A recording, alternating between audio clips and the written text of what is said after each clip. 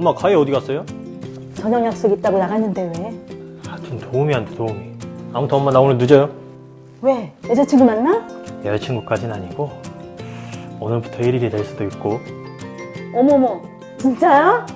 아들, 할렐루야. 어머니 응. 갈게요.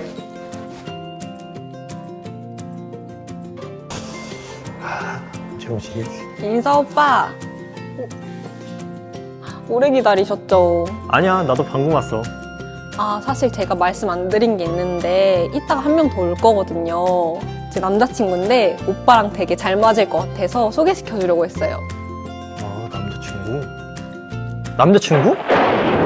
네, 오빠 교회 친구 없다고 하시길래. 친구 좋지. 아니, 저희 오빠가 해병대거든요. 오빠 몇 기예요? 우리 오빠는 1250기인데. 아무튼 키도 엄청 크고 엄청 대박이에요. 오빠 엄청 꼭 보고 싶어 했거든요. 아마 잘 맞을 거예요. 그리고 저희 오빠가. 저기요. 손님. 네?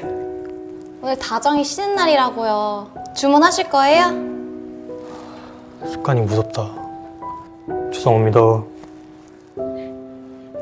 저기요. 이거 두고 가셨어요.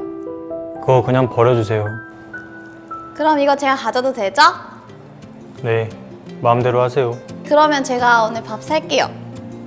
아니요, 그럴 필요 없어요. 답답하네 진짜. 민서 씨 눈치 없다는 소리 많이 듣죠? 그쪽한테 관심 있다고요. 제가. 사장님, 저 오늘 좋대요. 가요.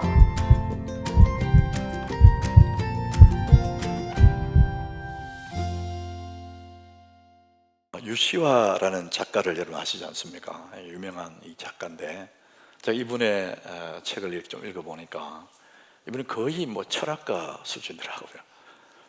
히말라야 산을 등반을 몇 번씩 한 그런 사람이에요. 근데 이분의 책에 정말 우리 마음에 오래 남는 이런 이야기를 썼어요. 새는 날아서 어디로 가게 될지 모르지만 나는 법을 배운다 하더라고요. 제가 그분의 글을 읽어보니까 그런 내용이에요. 새가 날아서 어느 하늘로 날아가게 될지는 모르지만 나는 법을 배운대요. 여러분, 새는 원래 나는 거잖아요. 날지 못하는 새일 수 없지 않습니까? 새가 나는 법을 배우듯이 우리의 삶이 어떻게 전개될지는 모르지만, 내 삶이 어디로 날아가게 될지는 모르지만 우리가 배우는 게 있습니다. 새가 나는 것을 배우듯이 우리가 배워야 될 것이 뭐냐? 여러분, 그것은 바로 믿음이라는 것입니다. 여호와 하나님을 믿는 그 믿음이 없으면 사는 것은 사는데 삶일 수가 없는 거죠. 사람이 자기 힘으로 사는 사람이 있고 은혜로 사는 사람이 있거든요. 여러분, 믿음이 있는 사람들은 은혜로 사는 사람입니다. 땅에 기어가는 애벌레 같이 사는 사람도 있고 천국을 비상하는 나비 같은 그런 삶을 사는 사람이 있습니다. 이런 믿음을 가진 사람들은 바로 이렇게 은혜로 살게 되고 날아가는 그런 삶을 살게 되는 거예요. 이런 믿음을 배우셔야 됩니다. 그런데 여러분, 이 믿음이라는 것은 설명을 듣는 게 아니에요. 자기 자신이 경험하는 것입니다. 믿음은 이론이 아니고 경험이라는 것이죠. 하나님에 대한 정보가 아니라 내가 하나님을 만난 그 경험이 믿음이 되는 겁니다. 그래서 이 경험의 믿음이 얼마나 중요한지를 말해요. 경험이 있는 경험의 믿음은 나무가 뿌리를 깊이 내리는 것과 같은 겁니다. 뿌리 깊은 나무는 바람이 불어왔을 때 가지는 흔들려도 뽑히지 않습니다. 하나님을 경험한 그 믿음의 사람들은 이 세상 풍파가 몰아쳐 왔을 때에 가지는 흔들릴지 모르지만 결단코 쓰러지지 않는 것입니다. 그러므로 우리는 믿음을 배우되 하나님을 경험하는 경험의 믿음을 여러분 배우셔야 됩니다. 여러분, 오늘 이 예배 가운데 여러분 하나님을 경험하시길 바랍니다. 여러분, 얼마든지 우리는 예배 중에 하나님을 경험할 수 있습니다. 왜냐하면 설교라는 것이 어떤 정보를 나누는 게 아닙니다. 어떤 이론가의 토론이 아닙니다. 설교는 하나님의 말씀을 함께 나누는 것이기 때문에, 하나님 그 말씀 속에 하나님의 역사이기 때문에 여러분 마음을 낮추고 겸손하게 하나님의 말씀을 아멘으로 받아들일 때 여러분 오늘 이 시간에 하나님을 경험하게 될 줄로 믿습니다. 중요한 건 여러분의 마음에 겸손한 마음이 필요합니다. 내 마음 낮추고 사모하는 마음을 가진다면 얼마든지 하나님의 살아계심을 말씀을 들으면서 경험하게 되는 거예요.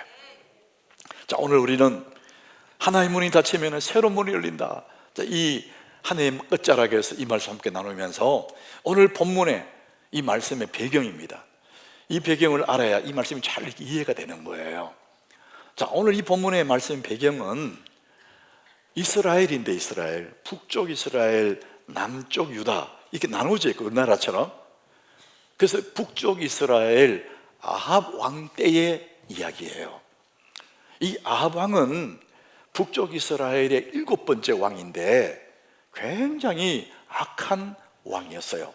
이 아합 왕을 한 줄로, 성경 한 줄로 아합이 어떤 사람인지를 알려줍니다. 열왕기상 16장 30절이에요.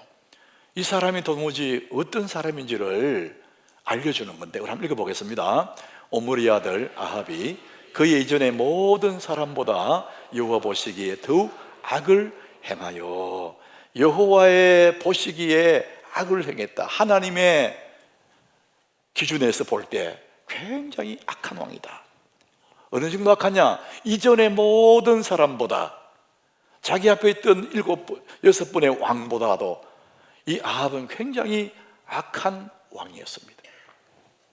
아합이 왜 이렇게 악한 왕이 됐는지 우리는 성경을 자세히 읽어보면 원인이 있습니다. 자기 아내 때문이에요. 여러분, 한 남자가 좋은 아내를 만난다는 것은 잠언서에 보면 복이라 그랬거든요. 그런데 이 아합 왕은 좋은 아내를 맞이한 것이 아니라 아주 악한 이세벨이라는 여자를 만난 겁니다. 이세벨, 이씨가 아니고 이름이 이세벨입니다. 이 이세벨은 시돈 땅에, 이방 땅에 있는 여인이에요. 우상을 섬기던 여인입니다. 이세벨이 아합에게 시집을 올 때에 몸만 온 것이 아니라 자기가 섬기던 우상을 가지고 시집을 온 겁니다. 바알, 아세라, 이 신앙을 가지고 와서 이스라엘 나라의 우상의 그림자를 덮어버리는 거예요. 그래서 바알 신전을 건축하고 바알 제단을 만들고 아세라 신상을 만들고 이런 악한 행동을 한 거예요. 그래서 아합과 이세벨이 왕궁에서 이런 짓을 하니까 온 나라 백성들도, 여호와 하나님만 섬기던 이스라엘 백성들이 이제는 바알 신도 섬기는, 그러니까 혼합 종교가 된 겁니다.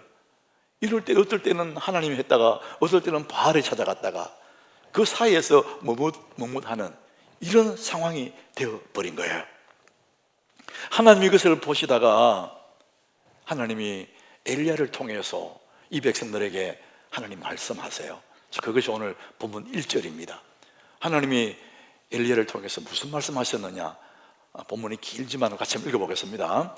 길르앗에 우거하는 자 중에 디셉 사람 엘리야가 아합에게 말하되 내가 섬기는 이스라엘의 하나님 여호와께서 살아계심을 두고 맹세하노니 내 말이 없으면 수년 동안 비도 이슬도 있지 아니하리라 하니라. 하나님 말씀이 예를 통해 하시는 말씀이 그거예요. 내 말이 없으면 수년 동안, 한두 달도 아니고 수년 동안 비도 이슬도 있지 아니하리라. 여러분, 비도 이슬도 없다는 이야기는 하늘 문이 닫혀버린다는 거예요. 하나님이 왜 비와 이슬을 안 주겠다 이렇게 말씀하셨느냐? 이 이세벨이 가지고 온 그 바알 신은 풍요의 신이거든요. 비의 신이에요. 바알이 막 비를 내려서 풍요를 준다 이렇게 생각하지만은 그게 아니라는 것이, 하나님이 바알이 비를 주는 게 아니야. 나 여호와가 비를 주는 거야. 이제 내가 하늘 문을 닫아버리면은 몇 년 동안 비도 이슬도 내리지 않는다, 이 말씀을 하는 거예요. 자, 그때부터 북쪽 이스라엘에 하늘 문이 닫혀요. 비가 내리지 않습니다. 이제 가뭄이 시작되고 기근이 시작됩니다.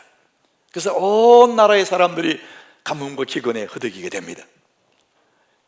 이 백성들 입장에서는 하나님이 우리에게 징계하신다 이렇게 느끼지만은 하나님 편에서는 이 백성을 살리기 위한 하나님의 처방입니다. 여러분 잘 생각해 보세요. 우리 몸이 아프면은 의사는 내 몸이 힘들지만은 수술하지 않습니까? 그래야 나를 살리기 때문에. 하나님 이 백성을 그냥 두면은 한전은 완전히 떠나게 되고 바알신에서 멸망할 인생들이기 때문에 이 백성들을 살리기 위해서 처방하신 게 바로 하늘 문을 닫아버리는 겁니다. 그래서 하늘 문이 닫히고 가뭄이 계속되고 기근이 올 때 그 무슨 뜻이냐? 하나님을 찾으라, 그런 사인이거든요. 백성들이 하나님을 찾아야 되는데 하나님은 그것을 처방하신 것이죠. 사랑하는 여러분, 우리의 삶이 메말라 갈 때, 우리의 안에 자꾸만 메말라 갈 때가 있을 거예요. 그리고 앞이 안 보일 때가 있을 겁니다. 괜히 속이 불안하고 걱정되고 답답하고 뭐 해도 만족이 없고 자꾸만 한숨이 나오고 앞길이 안 보일 때, 여러분 그때는 내 영혼이 내게 신호를 보내는 거예요. 하나님을 찾아라, 이 신호를 보내는 것입니다. 여러분 이 정상을 알아채야 되거든요. 우리가 몸이 어디 불편할 때 몸이 내게 신호를 보내요. 몸이 어디가 이상해. 그럼 그 신호를 보내는 것은 뭡니까? 내 몸의 그 한 부분이 잘못되면은 네 몸이 신호를 보낼 때 우리는 그걸 알아차리고 빨리 그 부분을 치료를 해야 되지 않습니까? 이 몸을 돌봐야 되거든요. 그런데 몸이 신호를 보낼 때 무시하면 어떻게 되느냐? 내 몸의 병이 점점 깊어지는 거예요. 우리 속이 비어가고 뭔가 흩어하고 답답하고 자꾸만 갈망이 생겨 두려움이 있고 앞이 안 보일 그때는 이 영혼의 사인이거든요. 하나님을 찾아라, 그런 사인입니다. 사랑하는 여러분, 하나님을 갈망하시기를 바랍니다. 엘리야는 구약의 선지자 중에서 대표할 만한 그런 선지자예요. 예수님이 변화산 올라가셨을 때 환상 중에 나타난 그 엘리야, 구약에 대표한 사람 아닙니까? 모세 엘리야 나타났거든요. 그 얘기는 뭡니까? 그만큼 엘리야는 대단한, 구약을 대표할 만한 대단한 존재라는 것입니다. 그런데 엘리야가 처음부터 그렇게 된 게 아니에요. 엘리야는 이름 없던 아주 무명의 사람입니다. 자, 엘리야를 소개하는데 오늘 본문 1절에서 엘리야가 어떤 사람인지를 조금 보여줍니다. 길앗이라는 산지에 우가는 사람이에요. 길앗은 산지거든요. 여러분 오늘 주보 표지에 여기 나와 있지 않습니까? 저렇게 험악한 그 산지, 넓은 산지에 그 안에도 디셉 사람 엘리야 그렇습니다.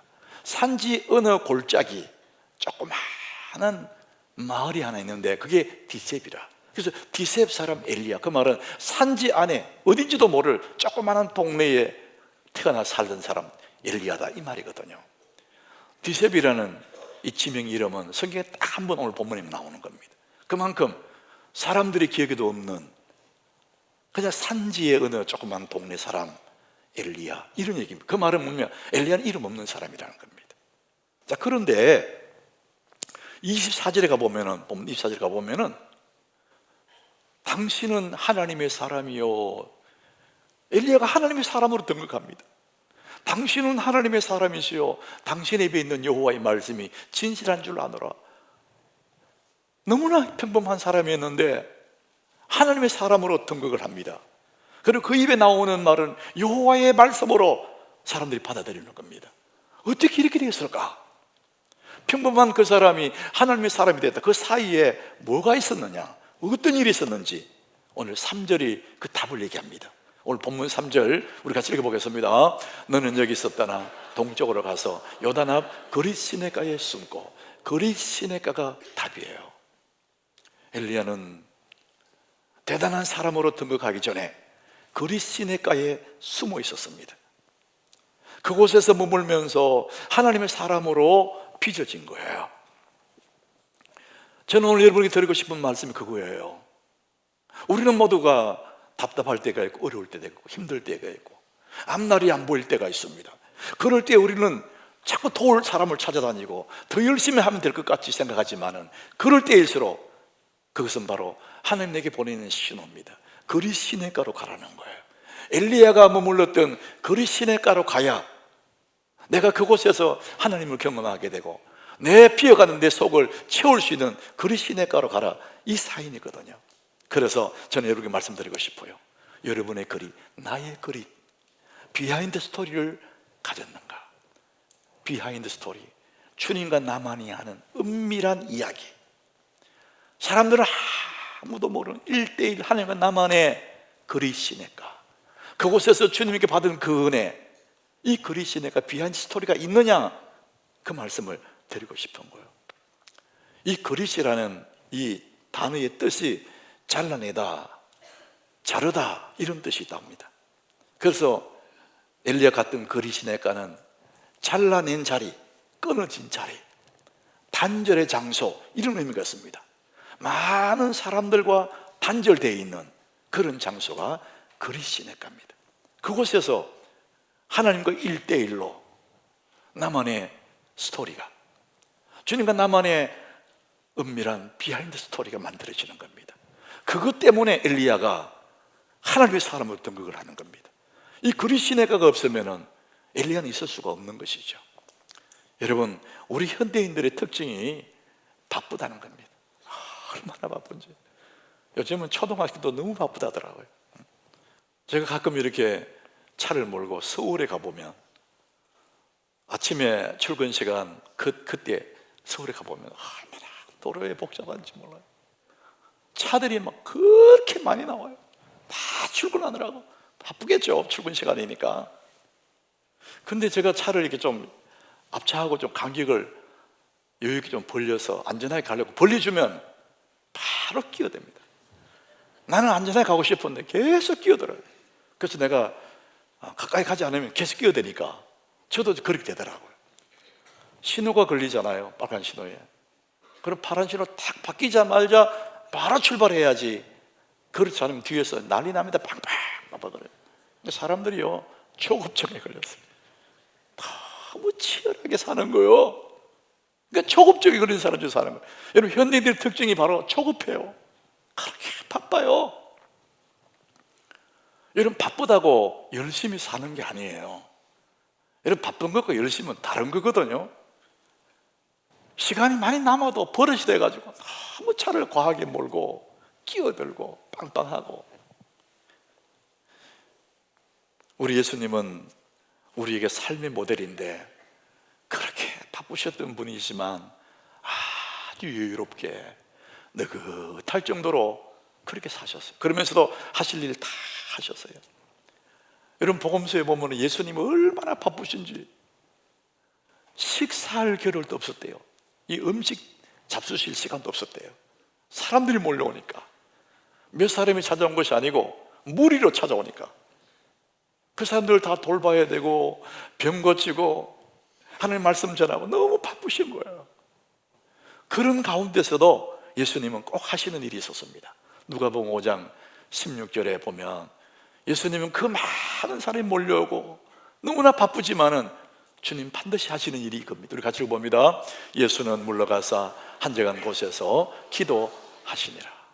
그 바쁜 일을 놓고 물러가셔가지고 한적한 곳에 가서 하나님과 나만의 그 시간, 비하인드 스토리, 그리 시냇가로 가시는 겁니다.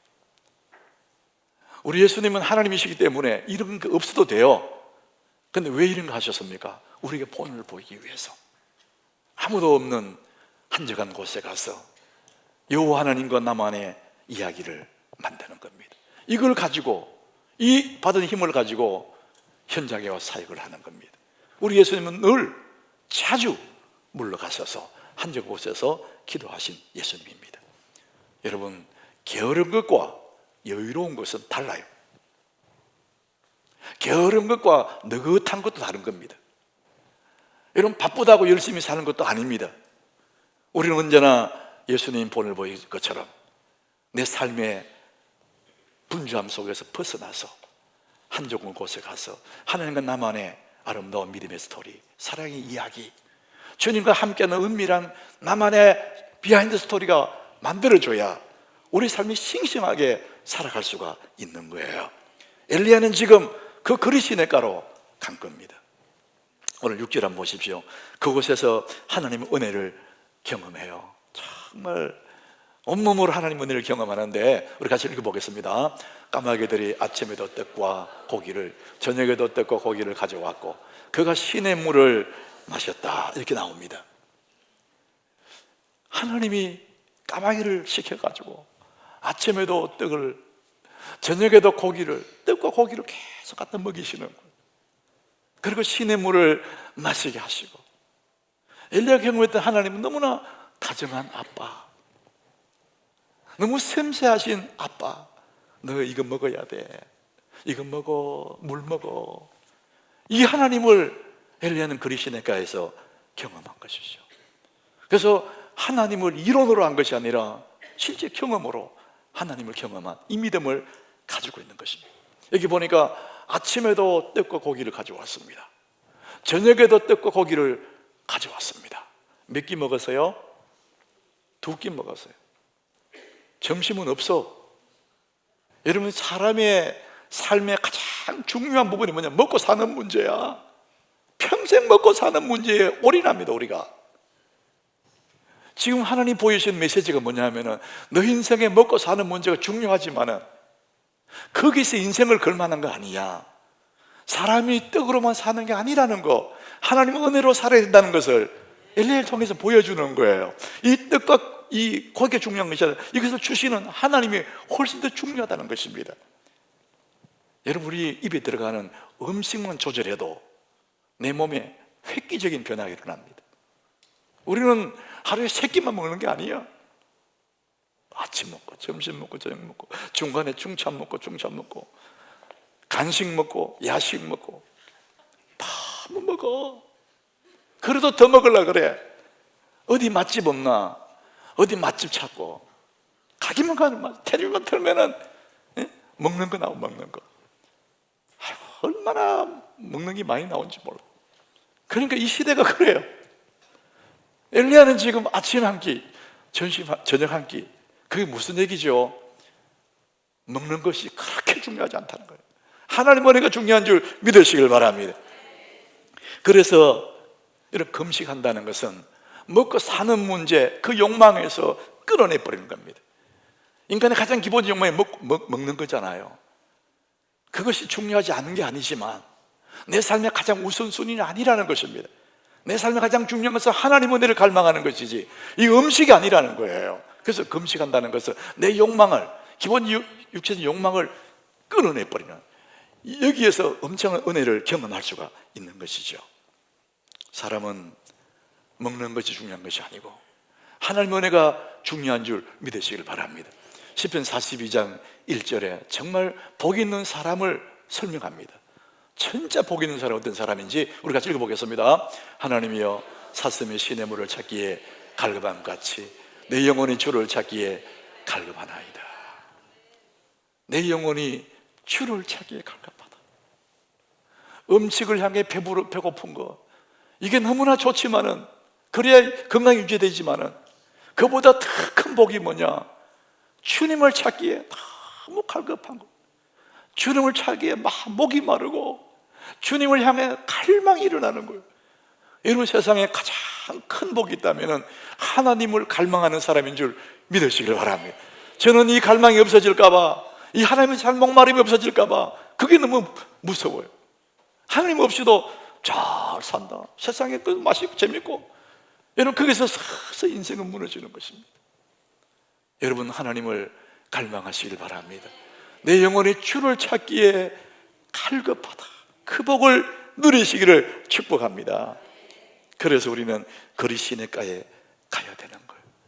하나님의 은혜를 갈망하는, 하나님의 은혜를 1대1로 아무도 모르는 나만의 이야기, 주님과 나만의 그리시네가, 비하인드 스토리를 거기서 만들어가는 거예요. 사이먼 시넥이라는 사람이 있는데, 영국 사람이에요. 세계적인 리더십 전략가라 그래요. 저는 최근에 이분의 책을 보고 이분이 대단한 분인 것을 알게 되었어요. 이분이 테드 강연에서, 우리나라 뭐 세바시 이런 게 있잖아요. 근데 테드 강연이 있습니다. 이 테드 강연에서 이분의 강의가 7천만 명이 보았다는 겁니다. 이 영상을.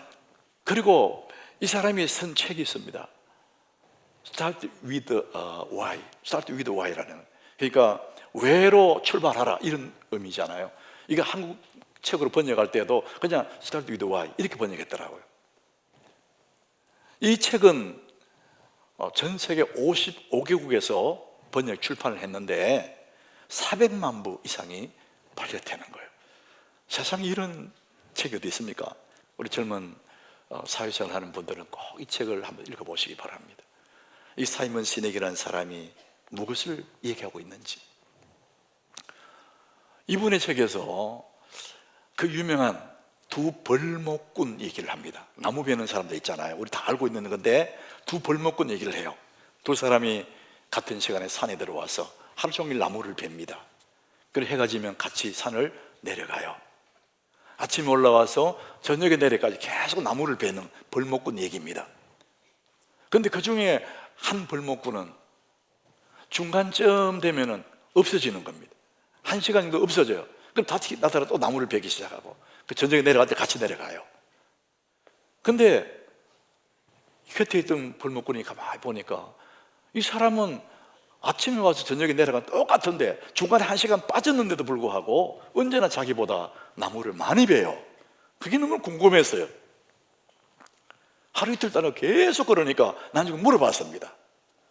당신과 내가 같은 시간에 산에 들어오고 같은 시간에 산에서 나가는데 어떻게 당신은 늘 나무를 많이 베느냐? 그리고 내가 궁금한 것은 중간에 1시간씩 없어지지 않느냐? 어디 갔냐고 물어보니까 그 나무꾼이 이렇게 얘기해요. 나는 그 시간에 집에 가서 도끼를 갈지. 도끼를 간다는 거예요. 이 사람은 거리 시내가로 갔다 이런 얘기죠. 여러분 우리가 여기까지 다 아는 얘기잖아요. 그런데 사이먼 시넥은 뭐라 하냐 이렇게 말합니다. SNS와 휴대폰은 도파민을 분비합니다. 도파민을 분비한다는 거예요. 이 도파민이라는 것은 담배나 술이나 도박처럼 중독 물질이라는 중독.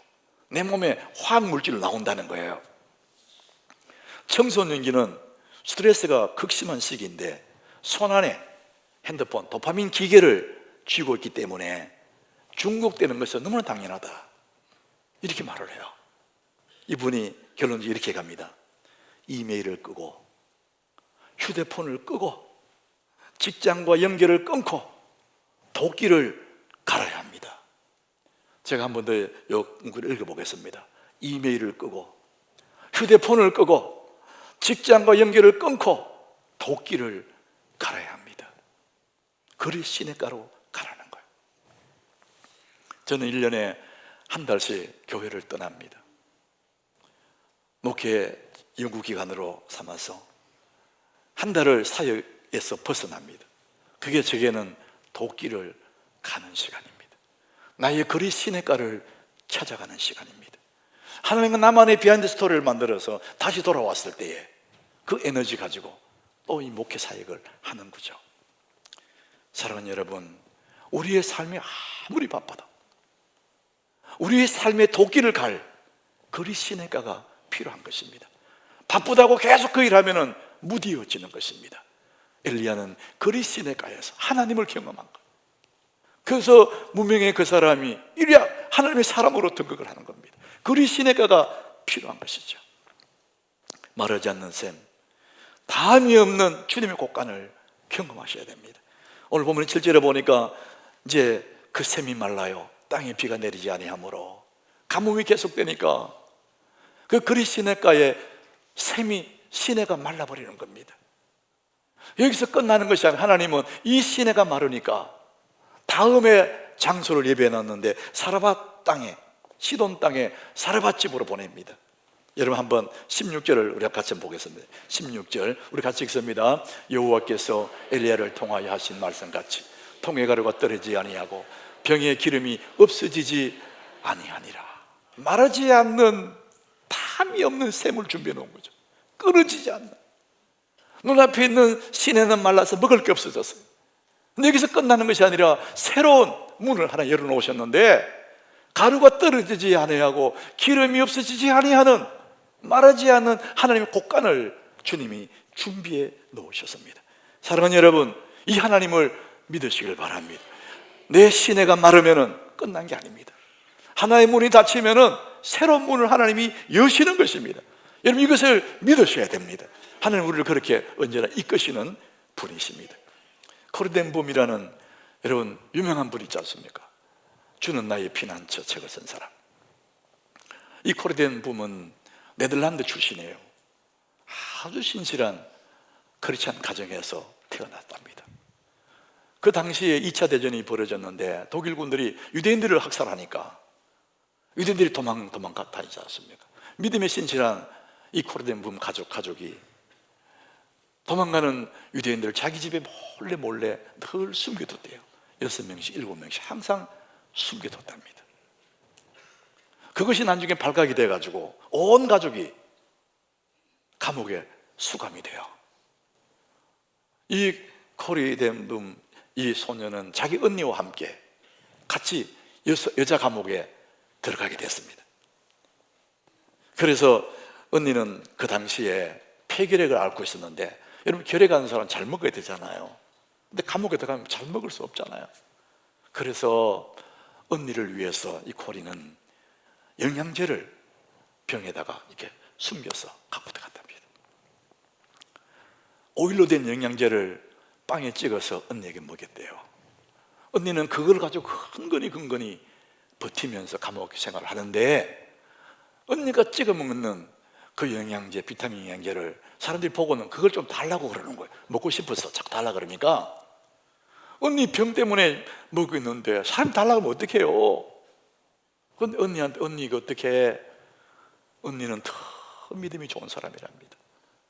다른 사람 나눌 줄 알고 그러더래요. 그래서 이 코리가 언니가 먹는 영양제를 다른 사람에게 조금씩 줬답니다. 그러면은 준 만큼 이 병 안에 영양제는 줄여야 되는데 계속 나오더라는 거예요. 계속. 나중에 너무나 놀라서, 언니 이 상에 병의 기름이 계속 나와. 여러분, 이것이 하나님의 역사입니다. 인간의 생각으로 상상되지 않는 그 일들이 하나님의 나라에는 얼마든지 가능하다는 것이죠. 여러분 16절에 보십시오. 우리 16절 같이 한번 읽어보겠습니다. 여호와께서 엘리야를 통하여 하신 말씀 같이 통의 가루가 떨어지지 아니하고 병의 기름이 없어지지 아니하니라. 마르지 않는 셈, 다음이 없는 곡간을 하나님이 준비해 놓으셨습니다.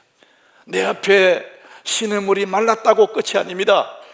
하나님 마르지 않는 셈을 준비해 놓으셨음을 믿으시길 바랍니다. 끊이지 않는 곡간을 하나님이 준비해 놓으셨습니다. 2025년이라는 문이 닫힙니다. 2026년에 새로운 문이 하나 우리 앞에 다가오고 있습니다. 여러분 가만히 있어도 그 문이 우리 앞에 다가옵니다. 그런데 여러분 기억하십시오. 가만히 있는데 2026년이 오는 그 사람에게는 원래와 다를 바가 없습니다. 그게 그겁니다. 그러나 2026년을 기다리고 사모하고 그리 시냇가에서 주님과 나만의 스토리를 만드는 그 사람에게는 마르지 않는 샘이 될 것이고 끊이지 않는 곡간이 될 줄로 믿습니다. 한 해를 보내면서 또 한 해를 맞이하면서 아침 새벽 기도가 있습니다. 우리의 그리 시냇가입니다.